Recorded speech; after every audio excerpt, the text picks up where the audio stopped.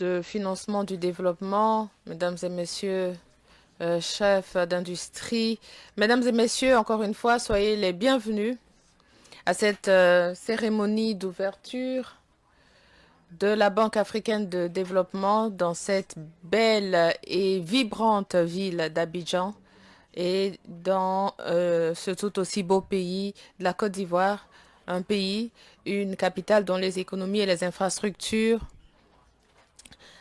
progressent à la vitesse de la lumière, comme nous l'avons vu dans le beau témoignage du président Ouattara. Je suis Monsieur Victor Oladei. C'est un plaisir et un honneur de co-présider ce dialogue des gouverneurs avec ma chère amie et collègue Marie-Angèle Touré. Victor, Excellences, distingués invités, Mesdames et Messieurs, Akwaba, ce qui signifie chez nous, en Côte d'Ivoire, bienvenue. On l'entend souvent, Akwaba, lorsqu'on participe à des événements de haut niveau, dès qu'on arrive à l'aéroport. Mais Akwaba, ce n'est pas qu'un mot. En réalité, c'est une philosophie, un état d'esprit. L'hospitalité s'illustre au quotidien en Côte d'Ivoire. La preuve, mesdames et messieurs, est-ce que vous pensez réellement que lorsque le docteur Akinwumi Adesina posait ses valises il y a 10 ans avec son épouse Grace en Côte d'Ivoire, il imaginait que 10 ans plus tard, il serait devant des milliers de personnes en train de dire « Je suis ivoirien ». Je ne pense pas qu'il le pensait, mais c'est ça le sens de l'hospitalité à l'ivoirienne. On peut le saluer. Et d'ailleurs, je peux me tourner vers Victor, one of the most national. L'un des Nigérians les plus patriotes. Comment vous sentez-vous lorsque vous êtes ici en Côte d'Ivoire? Pouvez nous dire la vérité? Eh bien, si le président Adesina est citoyen ivoirien, je pense qu'il est partiellement adopté. Thank you very much. You see? Hospitalité à l'ivoirienne. Mesdames et messieurs, c'est évidemment un honneur et un véritable plaisir d'être en votre compagnie dans cette salle où nous observons tout de même aujourd'hui une influence toute particulière dans le cadre de ces assemblées annuelles et dans une salle où se dessinent les contours de notre Afrique, plus audacieuse, plus résiliente et plus souveraine. N'est-ce pas, Victor? Well, thank you very much, Maria. Merci beaucoup, Marie-Angèle. Comme nous l'avons entendu tout au long de cette cérémonie, l'évolution de l'aide et du commerce au plan mondial et les défis économiques témoignent de l'importance de ces assemblées annuelles 2025 du groupe de la Banque africaine de développement et mettent l'accent sur le thème retenu pour ce dialogue présidentiel de tirer le meilleur parti du capital de l'Afrique pour favoriser son développement, ce qui souligne le besoin d'institutions fortes, d'économies dynamiques, d'un secteur financier, d'un secteur privé et public fort, de transparence rigoureuse, d'instruments de financement novateurs qui porteront l'énorme potentiel de l'Afrique. Au cours des 45 prochaines minutes, nous aurons le privilège d'explorer comment plusieurs nations africaines tirent déjà parti de l'immense richesse du continent, qu'il s'agisse de son capital, humain, financier ou naturel, pour impulser une croissance inclusive, durable et surtout résolument tournée vers l'avenir. Ces expériences concrètes illustrent une Afrique qui ne se projette plus seulement vers demain, mais qui construit aujourd'hui le futur auquel elle aspire. Avant d'entrer dans le vif du sujet, permettez-moi de m'adresser à tous nos invités, aux représentants des médias et aux influenceurs qui sont présents dans cette salle. Profitez de ce moment pour relayer l'événement sur les réseaux sociaux. Utilisez le hashtag AFDBAM 2025 et invitez vos communautés dès à présent à nous suivre en direct, à suivre cette session incontournable sur la chaîne YouTube du groupe de la Banque africaine de développement, parce que ce dialogue, c'est également le vôtre, Victor. Well, actually, Marie-Angèle. Marie-Angèle, pourquoi ne pas commencer avec l'introduction et le mot de bienvenue? avec tous les égards bien sûr qui leur sont dus, les plus hautes autorités qui nous font l'honneur de leur présence, nous vous prions de bien vouloir accueillir chaleureusement, alors que nous les invitons maintenant à nous rejoindre sur scène, son Excellence Monsieur Azali Assoumani, président de l'Union des Comores.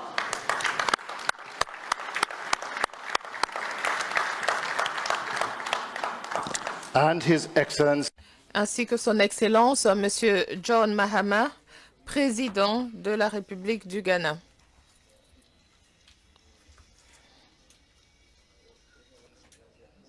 Nous accueillons également son Excellence Dr Philippe Isidore Mpango, vice-président de la République unie de la Tanzanie, représentant son Excellence Madame Samia Suluhu Hassan, présidente de la République unie de Tanzanie. Son Excellence Monsieur Ali Mahaman Lamine, Premier ministre de la République du Niger, à bien vouloir nous rejoindre pour entamer ce panel. Okay.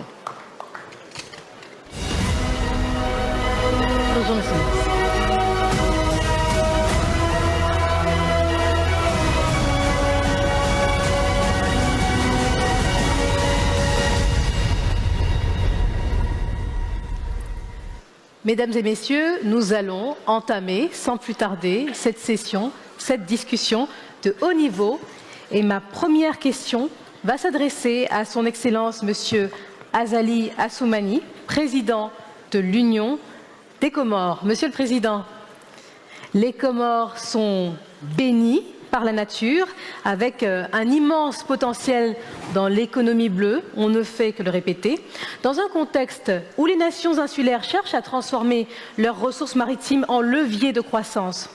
Comment votre gouvernement capitalise-t-il sur cette richesse pour bâtir une économie bleue durable, créatrice d'emplois stables et tournée vers l'avenir ?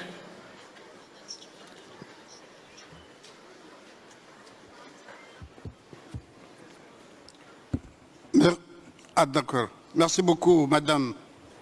Mais avant toute chose, permettez-moi de saisir cette belle occasion pour remercier notre frère, le président Ouattara, par rapport à toutes les dispositions qu'il a prises pour rendre notre séjour ici, comme d'habitude, fructueux et heureux.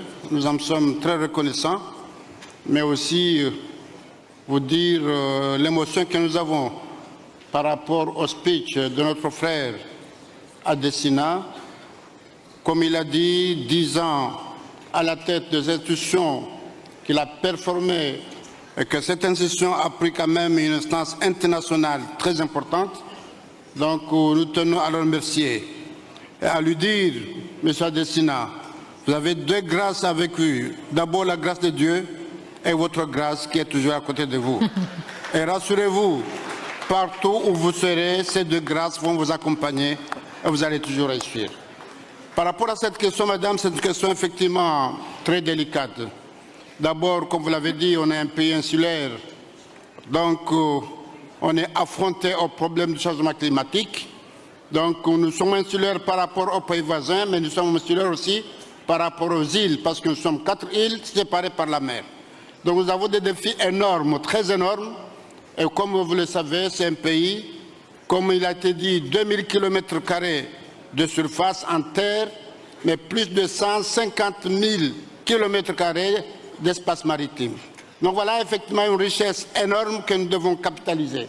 Mais le défi auquel nous sommes confrontés, c'est le climat, la levée de la mer. Les défis où nous sommes confrontés aussi, c'est la piraterie, la pêche illicite et la pollution. Donc on doit faire face à ces défis. Mais de ce côté-là, je peux vous rassurer que la Banque africaine de développement, avec M. Adesina, il est à nos côtés pour nous aider. Et par rapport à cette question précise, comme vous l'avez dit, effectivement, l'économie bleue, ça passe d'abord par la richesse de halieutique. Nous disposons de cette richesse. Malheureusement, ce qu'on n'arrive pas à capitaliser, mais nous œuvrons dans ce sens-là. Parce que nous comptons que jusqu'alors, nous exploitons 30% de ces ressources par une pêche artisanale. Mais nous avons eu un partenariat avec aussi des banques comme la BAD qui sont prêts à nous financer pour avoir des partenariats pour venir aussi à ce qu'on puisse transformer cette pêche artisanale avec une pêche commerciale.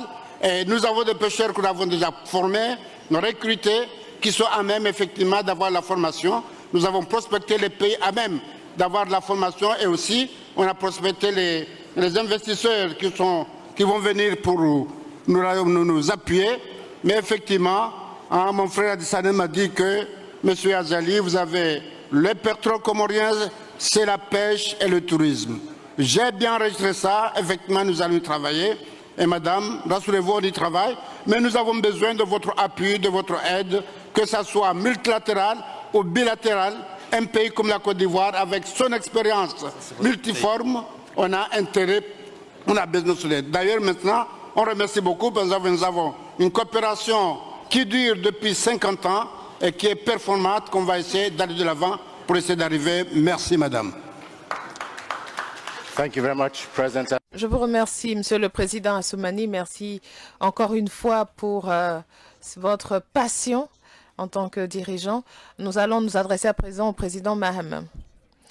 Ce que l'on ne dit pas, c'est le grand bouleversement géopolitique au milieu de toutes ces incertitudes commerciales au plan mondial. Que fait le Ghana pour exploiter toutes ces ressources inouïes?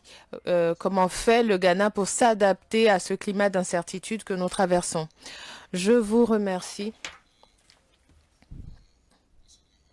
Après la Deuxième Guerre mondiale, nous sommes convenus qu'un système commercial multilatéral fondé sur des règles devait advenir et beaucoup a été fait avec les organisations internationales et nos pays pour établir ces règles. Malheureusement, ce système est remis en question. Certains pays ont décidé d'imposer des droits de douane en fonction de leurs propres intérêts. Nous sommes donc dans un monde transactionnel. C'est un signal fort qui est envoyé au continent africain de ce que nous devons changer de cap, ce qui signifie que nous devons d'abord mobiliser davantage de ressources au plan national. Avec l'appui de la Banque africaine de développement, nous faisons des progrès, mais au plan national, nous devons également mobiliser des ressources. Nous devons apporter de la valeur ajoutée à nos produits. Nous devons obtenir une meilleure part des ressources naturelles dont nous avons été bénis. C'est donc un signal qui nous est envoyé à nous tous de regarder à l'intérieur de nous-mêmes pour échanger entre nous-mêmes. Fort heureusement, nous avons un protocole à travers la zone de libre-échange continentale, que beaucoup de pays ont ratifié. Ce que cela signifie, c'est que nous avons à présent l'occasion d'échanger entre nous. Et je me réjouis de ce que la Banque africaine de développement et d'autres partenaires aient mis l'accent sur des investissements dans les infrastructures commerciales. Il ne suffit pas de nous être dotés d'une zone de libre-échange continentale. Si nous n'avons pas les autoroutes, les connexions aériennes pour échanger les produits entre nous-mêmes, tous ces efforts seraient vains. C'est pourquoi nous devons investir dans les réseaux ferroviaires, dans les ports, dans les autoroutes, sont importants. Au Ghana, nous avons agrandi notre port qui est dorénavant une plateforme qui accueille des grands navires puisque nous avons une profondeur d'à peu près 60 mètres et nous recevons des conteneurs en direction de la Namibie, du Cameroun et nous pouvons redistribuer les produits vers tous ces ports. Cet agrandissement nous permet donc de renforcer nos échanges commerciaux avec les pays africains. Merci beaucoup, Monsieur le Président. Parlons un peu de valeur ajoutée. Nous aimons tous dans cette salle le chocolat. C'est ce que je crois en tous les cas. Mais ce que nous savons, c'est que, outre le Ghana et la Côte d'Ivoire, qui sont les premiers producteurs du monde, ces deux pays occupent une part infime de produits chocolatiers. Qu'est-ce que votre pays, en collaboration avec la Côte d'Ivoire, pourrait faire pour accroître votre part sur le marché mondial? Eh bien, c'est la raison pour laquelle vous constatez souvent que l'ordre économique mondial a été mis sur pied contre l'Afrique. Nous pouvons nous organiser, mais nous faisons face à des barrières non tarifaires pour exporter nos produits vers certains marchés. À moins qu'un transformateur vienne s'installer chez nous, qu'il bénéficie de tous les dispositifs réglementaires, il est même souvent, malgré cela, difficile d'exporter vers le marché de l'UE ou le marché américain. Mais nous avons avancé de 25% de cacao transformé. Nous sommes passés à environ 40% au Ghana et la Côte d'Ivoire nous devance. La Côte d'Ivoire a atteint les 50% de cacao transformé au plan national. Le Ghana se situe aujourd'hui autour de 40% et nous espérons que dans les 4-5 prochaines années, nous pourrons rattraper les 50% de la Côte d'Ivoire, voire les dépasser. Merci beaucoup, Monsieur le Président Mahama. Monsieur le Vice-président Mpango, votre pays a énormément investi dans les infrastructures au cours de ces dernières années, surtout dans les infrastructures de transport. Vous élargissez la connectivité régionale et le commerce. Comment mobilisez-vous les capitaux pour réaliser ces grandes ambitions que porte la présidente Soulou et quel rôle l'Abad joue-t-elle? Vous avez de grands rêves, de grandes ambitions. Comment les réalisez-vous? Je vous remercie. Tout d'abord, permettez-moi de remercier le gouvernement et le peuple ivoirien pour le chaleureux accueil qui nous a été réservé. Nous nous sentons chez nous. Merci beaucoup. Pour répondre à votre question, en ce qui nous concerne, les infrastructures ont un rôle essentiel à jouer dans la transformation économique sur laquelle nous tablons. Le problème, c'est que les infrastructures sont coûteuses. Nous avons donc dû travailler d'arrache-pied pour mobiliser des financements afin de construire le réseau ferroviaire à écartement standard qui nous reliera au Burundi et à la RDC voisine. Nous construisons également de grandes routes qui nous relieront à nos voisins. Tout cela pour nous permettre d'échanger entre nous. Pour concrétiser ces ambitions, nous savons que le paysage mondial en termes d'opportunités de financement n'est pas très favorable. Les taux d'intérêt sont énormément importants sur les marchés des capitaux, ce qui fait que nous avons dû d'abord mettre l'accent sur la mobilisation du secteur privé. Comment nous y prenons-nous? Eh bien, nous renforçons les marchés, le marché national des capitaux. Par exemple, nous avons émis les obligations d'infrastructure SAMIA. Nous avons également émis d'autres obligations pour l'adduction d'eau à Tanga. Nous avons émis des obligations vertes également qui nous ont permis de mobiliser au plan national des financements. À côté de cela, nous utilisons également les ressources de fonds de pension pour construire des ponts à Dar es Salaam et ailleurs dans notre pays, ce qui nous a été très utile. Autre élément important, nous avons investi beaucoup d'énergie dans l'amélioration de notre administration fiscale, notamment en nous appuyant sur les nouvelles technologies. Nous avons des dispositifs électroniques qui font que plutôt que de nous appuyer uniquement sur l'humain dans la collecte des taxes, nous nous appuyons aussi sur un dispositif électronique. Nous arrivons également à enregistrer électroniquement les plaintes de nos contributeurs pour collecter, enregistrer les griefs contre le fisc. Troisième axe de nos efforts, tout aussi important, nous continuons de mobiliser les financements externes à travers des prêts ou des dons. Et c'est ici qu'intervient la force de frappe de la Banque africaine de développement qui nous a été extrêmement utile. Grâce à ce pouvoir de levier, nous avons mobilisé des financements pour le réseau ferroviaire à écartement standard, pour construire notre aéroport, nos routes. Et nous avons des résultats très satisfaisants.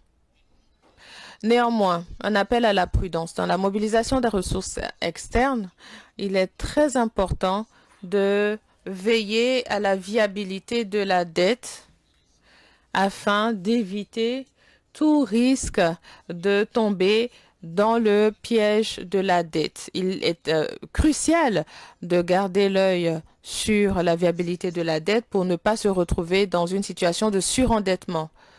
Merci beaucoup, Monsieur le Vice-président Pango, pour cet appel à la prudence. Permettez-moi de lancer un appel au public. Il y a énormément de bruit de fond et par courtoisie aux dirigeants sur le podium, je vous invite à vous retirer de la salle avant de prendre la parole. On va parler d'un autre moyen de stimuler la croissance économique. Je partage avec vous certains chiffres qui concernent le Niger. La croissance du PIB du Niger devrait atteindre 7,4% en 2025, portée par une production pétrolière estimée à peu près 30 millions de barils. Ce sont des chiffres impressionnants. Monsieur le Premier ministre, comment votre gouvernement prévoit-il de s'assurer que les revenus issus de cette production pétrolière seront utilisés de façon efficace pour promouvoir un développement économique durable, véritablement durable, et réduire enfin de façon définitive la pauvreté au Niger? Merci beaucoup. Permettez d'abord que je ne résiste pas à la tentation de reconnaître au président Adesina les excellentes performances qu'il a réalisées au cours des 10 dernières années à la tête de la Banque africaine de développement. Il l'a fait, il l'a dit, grâce au concours des cadres et de tous les pays qui l'ont soutenu, mais il l'a fait aussi parce qu'il l'a dit, grâce à sa respectée épouse que je salue. Je voudrais aussi dire que si le Niger affiche un taux de croissance aussi important, il faudrait qu'on lui laisse la possibilité de poursuivre son exploitation. Je vais dire, le Niger fait face avec 2 autres pays de l'AES à un phénomène de terrorisme. Hier encore, le terrorisme a frappé notre pays. Je voudrais avoir une pensée pour ceux qui sont tombés. C'est une injustice inqualifiable. Nous avons un potentiel extrêmement important. Il n'y a pas que le pétrole. Il y a l'uranium que nous avons pu arracher des mains de ceux qui l'ont exploité pendant plus de 100 ans. Il y a le soleil. Nous sommes un pays qui fait 1 267 000 km². C'est 12 mois sur 12 du soleil. Nous avons du charbon. C'est la plus grosse concentration qu'il y a dans la zone ouest africaine. Nous avons également d'autres ressources, le gaz. Et donc, pour répondre à votre question, le chef de l'État nigérien, le général Tchani, qui est à la tête du Niger depuis 22 mois, 23 mois bientôt, affiche une détermination, celle d'exploiter, de gérer les ressources naturelles de la plus grande manière, avec parcimonie, avec intégrité. Donc nous allons, pour revenir au président de la banque, au-delà de tout ce qui a été dit, j'aimerais quand même rappeler très rapidement les high five. Comment éclairer l'Afrique? Nous avons toutes ces ressources-là que je viens de vous dire. Comment nourrir l'Afrique? 1 267 000 km², 28 millions de terres arables. La Banque africaine de développement finance un des grands projets qu'on appelle Kandaji, qui va produire au Niger de l'énergie, de l'espace cultivable pour produire suffisamment de céréales, couvrir les besoins des Nigériens, également permettre de régénérer l'écosystème. Sur la question de l'industrialisation, Nous avons depuis 22 mois essayé de réveiller des unités industrielles qui dormaient depuis plusieurs années pour faire de la production du riz. Par exemple, on a toujours vendu aux Nigériens que c'est impossible de produire du riz en dehors du fleuve. Cette année, il a été possible dans les zones sud-est de faire de la production du riz qui permettent également aujourd'hui de couvrir les besoins de toute cette zone-là. Sur la question liée à l'intégration, la banque finance un important projet qu'on appelle RTS, la route transsaharienne, qui quitte le Tchad, qui arrive vers le Niger et aller vers l'Algérie. C'est un projet d'importance. Il y a la connectivité, puis enfin, sur la question du développement humain, nous avons pris de courageuses mesures. Vous savez, le pétrole, pour nous, il fallait d'abord qu'il serve les Nigériens. La décision a été celle de casser les prix pour que le consommateur puisse avoir accès. Nous avons également pris des mesures sur le plan de la santé, la gratuité des soins, puis beaucoup d'autres initiatives pour permettre de créer de l'emploi pour la jeunesse. Voilà un peu de mots ce que je peux vous dire. Cette croissance que nous voudrions forte, durable, finalement qui sera à redistribuer parce qu'une croissance qui ne permet pas d'atteindre le plus grand nombre n'aurait pas de sens. Merci à vous, effectivement, de partager avec nous ces initiatives. On voit qu'on n'est pas dans la projection, mais que déjà, en matière, par exemple, de cherté de la vie ou d'accès aux soins de santé, des efforts ont déjà été faits pour accompagner justement ce développement durable. On parle de richesse du continent africain. Monsieur le Président Assoumani, la diaspora comorienne est une richesse pour les Comores, est une force économique pour les Comores, avec des envois de fonds représentant jusqu'à 20% du PIB, bien au-delà d'ailleurs de l'aide publique au développement. Alors dites-nous, quelle stratégie vous avez mise en place pour canaliser cette contribution, ces contributions remarquables, vers des projets qui seraient structurants pour le pays? Merci beaucoup pour cette question très importante. Effectivement, vous avez parfaitement raison, madame. Les Comores, la diaspora comorienne représente à peu près 50% de la population. Nous avons une population de 800 000 habitants et la diaspora est de plus de 350. Donc ça veut dire quand même que c'est une proportion très importante par rapport à la population. Effectivement, nous sommes très fiers de cette diaspora. Parce qu'une fois en France ou ailleurs, malgré le temps qu'ils durent là-bas, mais ils pensent à leur pays. Ils ont un patriotisme inné qui reste dans leur cœur, que partout où ils sont, ils pensent à leur pays. Effectivement, à un moment donné, ça a été ça, c'est ça, mais maintenant, on a pensé, comme vous le dites, comment capitaliser ce transfert de fonds, comme vous avez dit, ça dépasse l'aide publique au développement par rapport à nos partenaires. Ça se situe entre 320 millions d'euros par an. C'est quand même une manne très importante qu'il va falloir essayer de voir comment capitaliser. Comment capitaliser pour deux choses. Bon, la première, pour le moment, effectivement, ce transfert de fonds face en fait aux Comores, Dieu merci, jusqu'à maintenant, on n'a jamais de pénurie, on n'a jamais de famine. Parce qu'effectivement, ça sert à la consommation.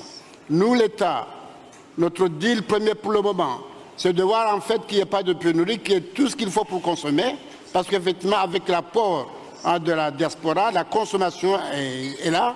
Effectivement, la consommation, ça aide à la croissance. Mais maintenant, comment faire en sorte que cette manne d'argent, on puisse l'investir dans le pays pour essayer de faire en sorte qu'on puisse avoir l'autonomie dont les besoins, le pays en a besoin, mais aussi nos frères de la diaspora qui sont en France et qui veulent revenir dans leur pays, une fois revenus dans leur pays, effectivement, que là-bas, ils aient quand même quelque chose qui leur permet de continuer à vivre.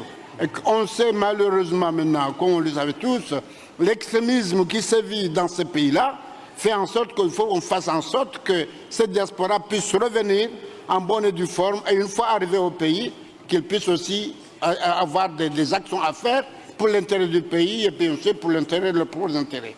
Donc nous avons deux défis. D'abord, c'est le transfert. Comment faire en sorte pour faciliter le transfert. Là-dessus, la Banque centrale des Comores est en train de travailler avec eux.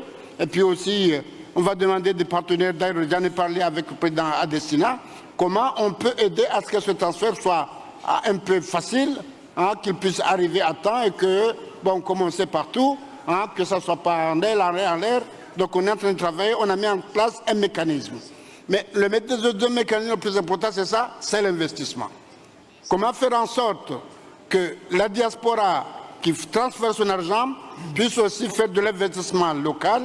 Et là, effectivement, de ce côté-là, on est un pays où tout est à refaire, tout à faire, et pays vierge, il y a tout à faire dans le cas des investissements, que ce soit des investissements routiers, infrastructures, ou bien le développement, ou même la transformation.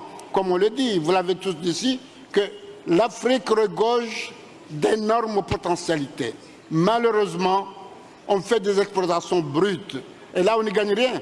Alors que si on transforme sur place, valeur ajoutée, et qu'on sait que dans 10 ans, dans 20 ans, l'Afrique sera le premier marché. Donc avant d'exporter, on va consommer. Mais on va consommer, on va transformer, on va stocker, parce qu'effectivement, avec le problème climatique, des fois on a des problèmes, mais aussi encourager les investisseurs qui viennent dans nos pays, que là, ils ont de l'argent pour investir. Et le défi, ça a été dit par rapport à ça, à mes frères, que c'est la main-d'œuvre. Il va falloir qu'on travaille à cette jeunesse, qu'il soit une main-d'œuvre qualifiée. Ça peut servir au pays s'il y a un investisseur qui arrive, mais demain, si, bon, comme tout le monde veut le faire, ils vont dans un autre pays, mais ils ne vont pas être pris en otage, ils vont avoir du boulot à faire parce qu'ils ont une main-d'œuvre qualifiée. Mais aussi, le dire que nous avons, c'est qu'en Afrique, dans tous les pays africains, on a une proportion de jeunes qui dépasse les 50-60% de la population. Effectivement, ça, c'est une manne très importante. Si on la forme, on l'appuie, on la forme et ils ont à faire. Sinon, ils seront dans les mains de rapaces, comme ça se passe un peu malheureusement dans les pays du Sahel, dans tous les pays africains, parce que même à nos côtés, donc ils sont manipulés par les extrémistes, par les terroristes, pour n'importe quoi. Donc nous avons intérêt à ce que ces jeunes-là, on la mobilise. On la forme, on la mobilise. Donc cet argent de la diaspora, ça va se venir aussi, parce que aussi notre diaspora, des fois, ils envoient leurs filles, leurs fils au pays pour vivre dans le pays. Et c'est une opportunité qu'ils soient en paix, en sécurité dans leur propre pays. Et lorsqu'ils seront formés, effectivement, ils peuvent aller n'importe où pour chercher le travail. Là, parmi les projets phares, enfin parmi les projets économiques dans le cadre de l'émergence du pays 2030, c'est la formation et la santé. On met sur la formation pour que ces jeunes-là soient formés, soient occupés, et là, effectivement, on peut être tranquille. On peut être tranquille parce que là, ils vont travailler. Le soir, ils vont voir la famille et puis le lendemain, ils vont travailler. Mais s'ils n'ont rien à faire, ils seront aussi dans les mains des rapaces pour faire de n'importe quoi. Mais aussi le problème de l'immigration dont on parle. L'immigration dont on parle, si ces enfants-là sont formés, ben, ils n'ont pas besoin de faire de l'immigration. Ils vont trouver de l'emploi et puis ils vont aller pour travailler en passant leur pays. Mais ce que je peux dire ici, c'est que nous avons une diaspora patriotique qui aime son pays. On le remercie beaucoup par rapport à ce qu'il donne. Et nous, on doit aussi capitaliser ce transfert d'argent qui dépasse l'aide publique. En tout cas, M. Adissa, on a besoin. Hein. On est en Côte d'Ivoire. Hein. Ils sont dit, trop de viande ne gâte pas la sauce. Donc même si la diaspora nous donne beaucoup d'argent, mais on a besoin de l'argent de la BAD, de la Banque mondiale. Et vous dire que la BAD est notre deuxième partenaire au développement sur le plan multilatéral. Mais l'année prochaine, il va dépasser la Banque mondiale et ce sera notre premier partenaire. Merci beaucoup, madame. I think it's... Oui, je pense qu'il est assez rare de trouver un président qui est également le responsable principal du marketing du pays. Nous vous remercions, président Assoumani, pour votre passion. Et s'il y a un investisseur dans la salle, après ces assemblées, si j'étais à votre place, je vais directement aux Comores. Merci, Excellence. Question suivante. Merci beaucoup. Thank you, Excellence. The next question. Merci, Excellence. Président Mahama, le vice-président Pango nous prévenait tout à l'heure qu'il fallait faire attention à la durabilité de la dette. Le Ghana a réussi à restructurer sa dette publique très élevée. Depuis votre prise de fonction, qu'avez-vous fait pour que le pays puisse arriver à un meilleur parcours d'endettement?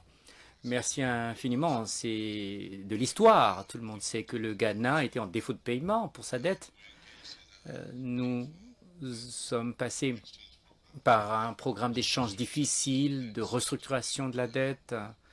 et pour réduire le ratio dette sur PIB de 58 à 55 pour 2028. Et la restructuration de la dette a été finalisée cette année, au début de l'année, avec nos bilatéraux. Et nous avons réduit le volume de la dette. Ensuite, nous avons également rallongé le calendrier de remboursement. Nous sommes passés de 75-76% de ratio dette sur PIB. Et depuis, nous avons encore 3% de dette à revoir. Nous avons couvert 97. Il y a encore 3% à couvrir. Et après, on aura finalisé cette restructuration de la dette. Comme je l'ai indiqué, comme je prenais la parole la première fois, je disais qu'il fallait prendre de la dette, mais pour des activités productives, de l'infrastructure, pour avoir un taux de rendement élevé. Il faudrait emprunter, mais intelligemment. Emprunter pour avoir des revenus qui vous permettent de gagner. On parle d'autoroute avec un péage et les revenus sont dans un compte séquestre et qu'on puisse rembourser sur les 25 ans. Et voilà ce que nous devrions faire. De même, nous avons un port de classe internationale et ce n'est pas dans la dette publique. Nous avons un office des ports du pays, c'est des partenaires. Le port a été construit avec $1 milliard et le port rembourse la dette et ce n'est pas dans les livres de l'État. On a un nouveau terminal, le terminal 3 à l'aéroport, grâce aux états financiers de l'aéroport. Le projet rembourse la dette, ce n'est pas de la dette de l'État. Voilà des idées innovantes. Il faudrait introduire cela pour que la dette puisse rester soutenable. Ensuite, de plus en plus, un des facteurs d'attraction, d'endettement est la force de la monnaie locale, avec la dette qui s'agrandit parce que le CEDI s'affaiblit chaque fois. Il faut encore plus de CEDI pour rembourser. Et la dette publique étant en CEDI ghanéen, et le CEDI s'affaiblit par rapport aux devises, cela augmente la dette publique. Nous avons proposé des mesures et qui ont été productifs. Le CEDI s'est renforcé et nous avons pu réduire la dette publique totale pour les 5 derniers mois de 150 milliards de CEDI gagnés, n'est-ce pas? C'est impressionnant.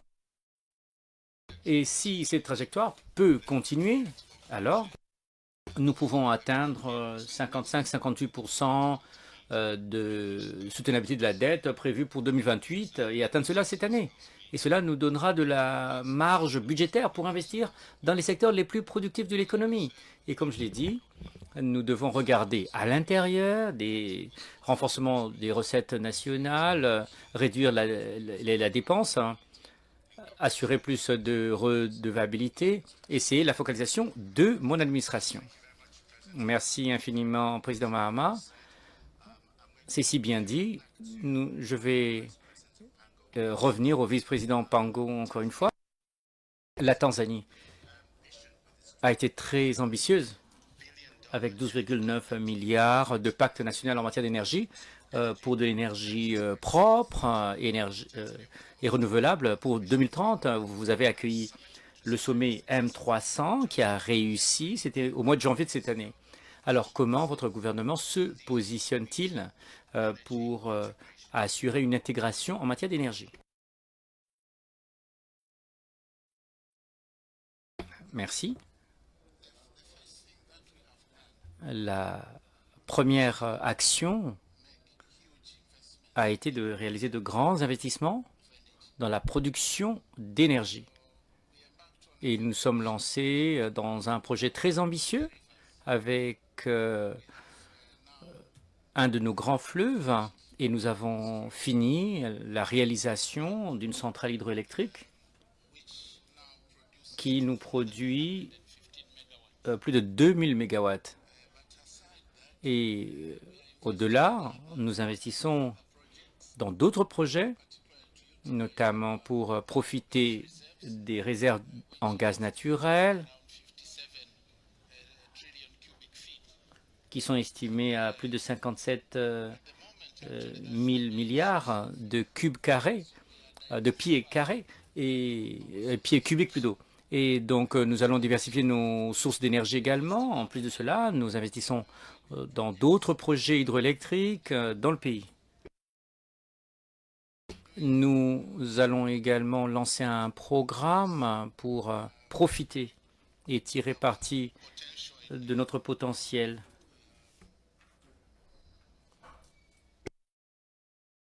Alors, comment dire? Le géothermique, n'est-ce pas?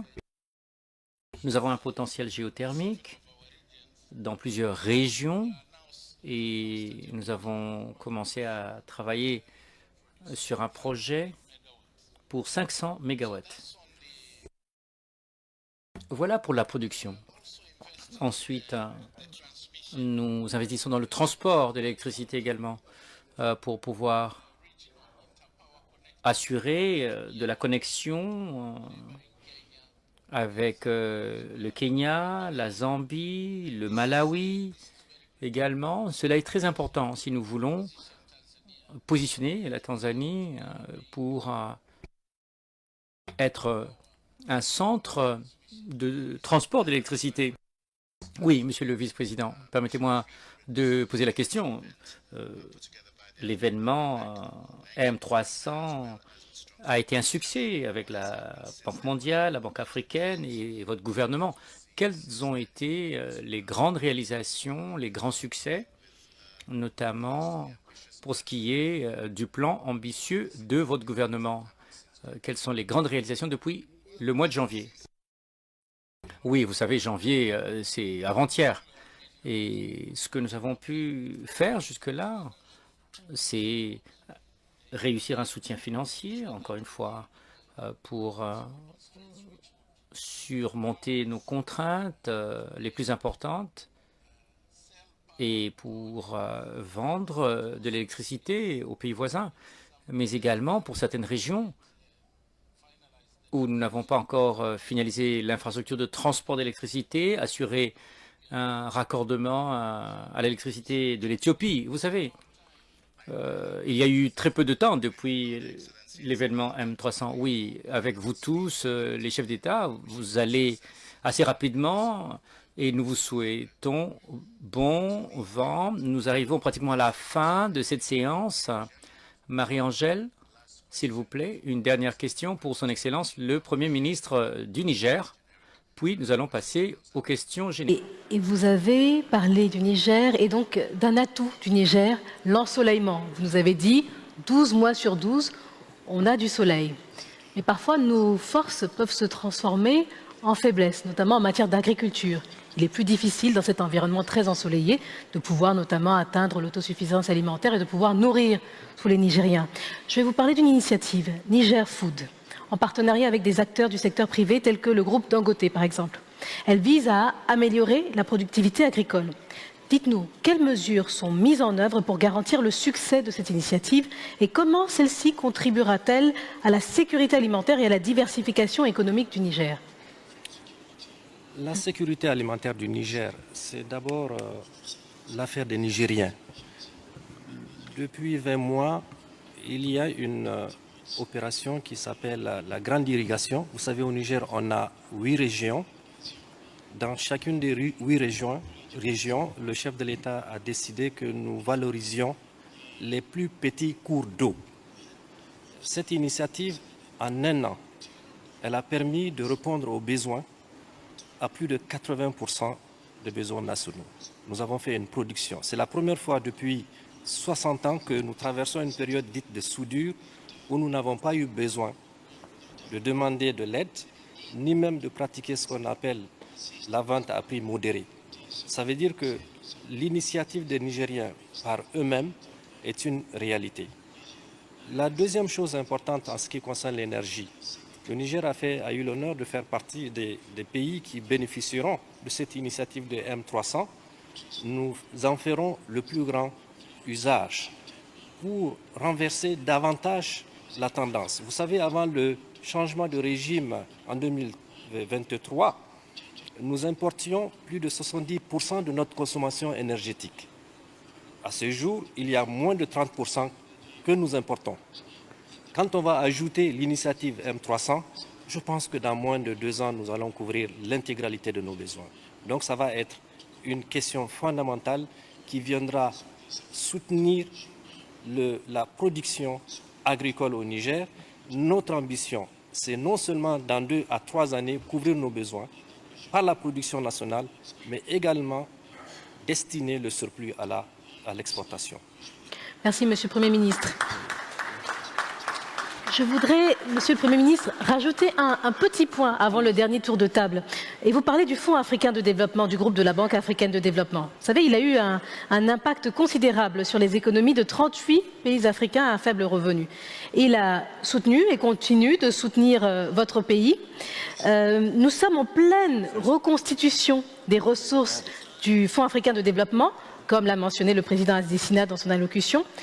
Je voudrais savoir quel est votre point de vue sur le soutien du Fonds africain de développement à votre pays et ce que vous pouvez dire en faveur de cette reconstitution. Le président Adesina a montré la voie. Il a parlé de comment faire en sorte que le continent africain, et d'ailleurs c'est la détermination de tous les Africains qui sont panafricanistes, comment nous-mêmes mobiliser les ressources d'abord à l'interne pour pouvoir soutenir ce fonds africain qui fait le plus grand bien à nos économies. Le Niger, l'année dernière, aux assemblées de la Banque africaine de développement, a modestement décidé de mettre $1 million au niveau de ce fonds. C'est un appel de pied à tous ceux qui doivent le faire. Nous le ferons par la grâce de Dieu pour que, dans quelques années, on ne puisse plus avoir besoin que le Fonds africain de développement soit financé par des pays non africains. Évidemment, il faut remercier ceux qui contribuent. Pour l'instant, on en a besoin. Mais vous me permettrez de regarder le thème de cette année, tirer le meilleur parti du capital de l'Afrique pour favoriser son développement. Mais nous l'avons. C'est cette jeunesse quand on parle de la population, mais c'est un capital extrêmement important. Et nous avons toutes les richesses qu'il faut. La seule chose qu'il nous faut, c'est de nous réorganiser, qu'il y ait un bon management, un bon leadership, qu'il y ait la paix et qu'on nous laisse gérer nos ressources nous-mêmes et qu'il n'y ait pas d'intrusion sur notre continent. Je vous remercie. Thank you, Honorable Prime Minister. Merci, Excellence. Monsieur le Premier ministre, nous arrivons à la fin de la présente séance dans quelques instants, mais j'aurais manqué à ma tâche, Excellence. Je dois poser une dernière question pour 2 minutes pour vous chacun. Pour ces assemblées en particulier, avec une dimension particulière, premièrement, car nous allons avoir un nouveau président, mais également la fin d'un mandat sur 10 ans, un leadership exemplaire du président Adesina, une décennie avec le lancement des 5 grandes priorités. Tout le monde nous demandait, mais de quoi s'agit-il? Ce qui était brillant, c'était de simplifier, synthétiser des éléments complexes pour être mieux gérés. Il est connu comme l'optimiste en chef du continent. Pour lui, aucun obstacle n'est difficile à surmonter. Mais vous, chef d'État et de gouvernement, avez travaillé avec lui sur ces années. Que pensez-vous du docteur Adesina en revoyant la direction de la banque ces 10 dernières années? 2 minutes, s'il vous plaît, pour partager vos opinions, vos perspectives. Nous commençons avec le président Atsoumani en premier. Ensuite, nous allons poursuivre dans cet ordre. Merci infiniment, Excellence. Moi, je vais être bref, parce que, comme vous le savez, je l'ai dit, c'est un frère à moi, le docteur Adesina. Donc, pendant ces 10 ans, bon, moi, je suis venu au pouvoir en 2016, mais j'ai tout fait pour l'appuyer dans le cadre international, pour faire en sorte que la BAD soit une institution financière fiable par rapport à l'Afrique. Donc, chaque fois qu'il y avait un plan de riz, je plaidais, surtout par rapport au TDS, comment ne pas les verser à la BAD, puisqu'avec la BAD, le mécanisme de financement est moins difficile par rapport aux autres institutions. Donc, de ce côté-là, encore une fois, je le remercie, je le félicite. Tous nos souhaits, nos prières, ceux qui effectivement sont remplaçants, puissent effectivement prendre le relais et faire mieux, et surtout avec l'équipe qui est là, qui va aussi l'assumer, enfin l'orienter, et puis avec lui, et puis aussi, pourquoi est-ce que M. Adesina ne pouvait pas être un conseiller discret par rapport à son successeur, sans émolument, M. Adesina, hein? Donc un conseiller discret, pour qu'effectivement, parce que l'ABAD, c'est d'abord la fierté de l'Afrique, mais aussi on en a besoin parce que les investissements que l'ABAD fait maintenant en Afrique, effectivement, dépassent les autres institutions. Donc on a tous intérêt à ce qu'on s'investisse dans cette question de l'ABAD, comment faire en sorte que la BAC ait les moyens financiers, humains, pour pouvoir travailler au profit de l'Afrique. Merci beaucoup. President Mahama. Président Mahama, Let me permettez-moi de l'appeler Akin, car Akin et Grace sont devenus des amis proches. Et nous sommes des amis proches. Et lorsque je suis devenu président, et le président Goodluck Jonathan était président du Nigeria, et Akin était ministre de l'Agriculture au Nigeria. Il transformait l'agriculture au Nigeria à grande vitesse. Et il avait des solutions digitales, numériques pour la distribution des engrais. Et le Ghana se débattait encore. J'étais très intéressé par ces actions. Je voulais copier ces actions pour le Ghana. Alors, en 2016, à l'élection, la banque, je suis devenu son chargé de campagne en chef. Et le président Goodluck Jonathan l'avait désigné. Et le Ghana a apporté tout son soutien. Puis il y a eu un changement de gouvernement au Nigeria. Et vous savez, parfois, avec un changement de gouvernement, dans certaines régions, on dit, voilà, il fait partie de l'ancien gouvernement, on ne va pas le soutenir. Et je suis devenu l'avocat en chef pour convaincre le président Buhari que le choix n'était pas seulement celui du Nigeria, mais de tout le continent. Le reste, c'est l'histoire. Il a gagné et tout le monde a pu voir que nous avions pris la bonne décision. Je n'ai aucun regret. Et grâce à son expérience dans l'agriculture, pour beaucoup de nos pays, les plus pauvres sont dans l'agriculture. Et il comprenait l'agriculture, il comprenait la pauvreté, il comprenait qu'il fallait l'électricité pour irriguer les champs. Il est venu à la banque avec beaucoup d'expérience et je remercie son père qui voulait qu'il puisse étudier la médecine, mais il a étudié l'agroéconomie. Et il est ce qu'il est parce qu'il comprend l'agriculture et il comprend que les pays doivent se nourrir. Et dans tous les documentaires que j'ai regardés, le plus important a été d'augmenter le nombre de familles qui sont dans l'insécurité alimentaire. Et 44 millions de tonnes de nourriture ont été produites. Et nous sommes heureux de ces actions, les zones de transformation agro-industrielle que nous allons lancer au Ghana. Et pour tout chef d'État, il faut d'abord de la nourriture, une nourriture suffisante. Il a mis la barre très haut. Et j'espère que son successeur pourra non seulement maintenir la barre, mais aller plus loin. Merci Akin. Merci infiniment, Président Mahama. Ensuite, le vice-président Pango. Well, when my brother...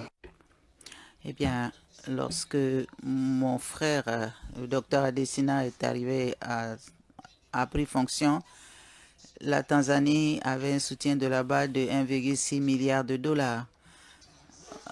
Aujourd'hui, le soutien est monté à 3,54 milliards de dollars. Merci beaucoup. Partout où nous allons en Tanzanie, nous pouvons voir plusieurs projets qui portent son nom. J'ai fini par comprendre que en Yoruba, Akwinomi, c'est quelqu'un qui répand la joie et le bonheur autour de lui. Et donc, je voudrais vraiment féliciter le peuple Yoruba parce qu'ils ont bien choisi son nom. Parce que les noms, non seulement ont un sens, mais façonnent la personne qui les porte.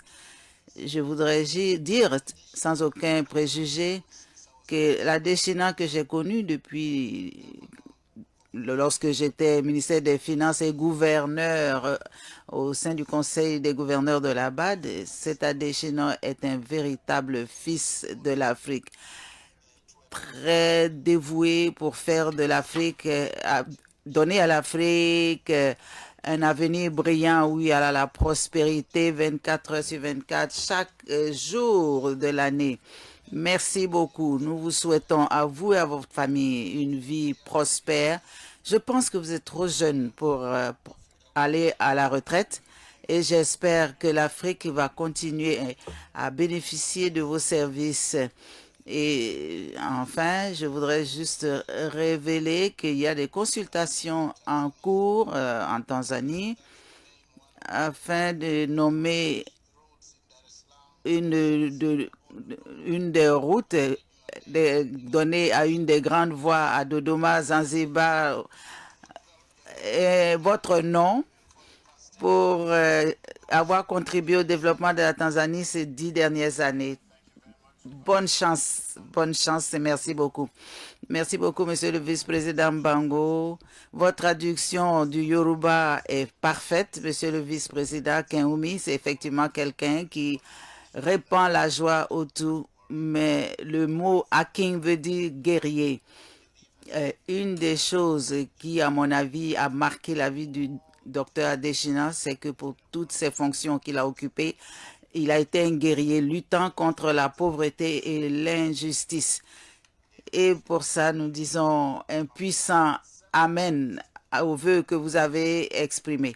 Nous arrivons maintenant au tour du Premier ministre Lamine. Le Premier ministre qui parlera, c'est l'ancien staff de la banque. Permettez que je parle effectivement en tant qu'ancien staff. Le président Adesina m'a trouvé ici à Abidjan. Nous avions finalisé le retour de la Banque africaine de développement de son siège temporaire qui est à Tunis, à son siège social ici, avec la personne qui l'a succédé, M. Kabirouka, que je salue. J'ai été envoyé au Gabon juste après. Et puis est venue la question de faire un appui budgétaire au Gabon. Au niveau du conseil d'administration, beaucoup des membres s'y opposaient. Monsieur Adesina m'a fait l'honneur de m'appeler. Il me dit, mais pourquoi vous défendez le fait de faire un appui budgétaire de 500 millions au Gabon? Je lui ai expliqué en 2 minutes que c'est le pays qui a fait dans ses prévisions budgétaires retenant plus de $100 le baril. Et cette année, le baril était tombé quasiment à $29. Et que le Gabon, pour soutenir son économie, avait besoin d'un soutien budgétaire. Il a dit, j'ai tout compris, il a raccroché. Et il a été celui qui a défendu cet appui budgétaire au Gabon. Ça, c'est le premier souvenir que je garde de lui. Puis, quelques années après, il m'a envoyé au Tchad, où, à cause d'un certain nombre de défis, il m'a demandé d'aller assurer un intérim. Paix à son âme, le président Déby l'a appelé pour dire, je souhaite que celui que vous avez amené comme intérim reste ici. Et il a dit d'accord, mais il a une mission. Premièrement, il faut qu'il suive la réalisation du pont sur le Logon. Il faut que le projet Djalmaya fonctionne et il faut que l'important projet d'infrastructure, de connexion, d'interconnexion entre le Cameroun et le Tchad également puisse fonctionner. C'est un projet qui devait à la fois permettre de produire de l'énergie, de la transporter et de la distribuer. Et puis, il y a eu la question également de l'appui budgétaire qu'il fallait faire au Tchad. Et pratiquement la moitié du conseil d'administration s'y opposait, en disant que le Tchad a mis tout son argent dans l'armement. Le président m'a appelé, il m'a dit, explique-moi, pourquoi il faut faire un appui budgétaire au Tchad? Je lui ai simplement dit que ce pays a mis plus d'1 milliard de dollars de ses ressources propres pour d'abord assurer sa propre sécurité, contribuer à la sécurisation de ses voisins, le Nigeria, le Niger et même au-delà au Mali, au Cameroun. Il dit « j'ai très bien compris », il a raccroché et il a défendu cet appui budgétaire. Ce sont des souvenirs inoubliables. Aujourd'hui, j'avais eu l'immense plaisir de constater il y a quelques semaines que le pont sur le Logon qui relie le Tchad et le Cameroun est devenu une réalité. C'est lui qui l'a initié et avant de partir, il l'a inauguré. C'est un pont qui relie deux pays. Il fallait des heures, sinon quelques jours, pour traverser. Aujourd'hui, en quelques minutes, on traverse. Chapeau, Monsieur le Président. Je vous souhaite bon vent et le plus grand succès pour vos prochaines fonctions. Je suis sûr que vous n'allez pas dormir. Merci. Thank you very much. Merci beaucoup, Excellence, Monsieur le Premier ministre. Nous arrivons pratiquement à la fin de notre séance. Je voudrais simplement remercier infiniment le docteur Akinwumi Adesina. Merci à son personnel, merci à la direction, merci au conseil d'administration, au conseil des gouvernements pour l'excellent travail qui a été fait ces 10 dernières années, un travail qui a transformé l'Afrique. Merci beaucoup et bonne chance. Nos panélistes, c'est l'excellence Ezeni Essoumali, président et chargé de marketing de l'Union des Comores, son Excellence Monsieur John Mahama, président et PDG de la République du Ghana, son Excellence le président Isidore Mpango de la République unie de Tanzanie, vice-président et remplaçant de manière tout à fait compétente le président de la République de Tanzanie. Et nous avions son Excellence Ali Mahaman Lamine, Premier ministre de la République du Niger. Excellence, nous sommes tout à fait reconnaissants que vous ayez accepté de participer à ce panel et nous vous remercions infiniment pour les idées que vous avez apportées et pour avoir donné une impulsion à la Banque africaine de développement. À 18h30, il y aura un événement marquant de la Banque. Il s'agit de la présentation financière de la banque à 18h30 et le lancement du rapport sur l'effectivité du développement en Afrique et des ER. Cet événement aura lieu dans le hall ce soir.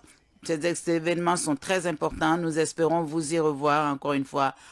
Avant de partir, je vous prie de remercier chaleureusement nos distinguées excellences pour ce panel, pour leurs réponses.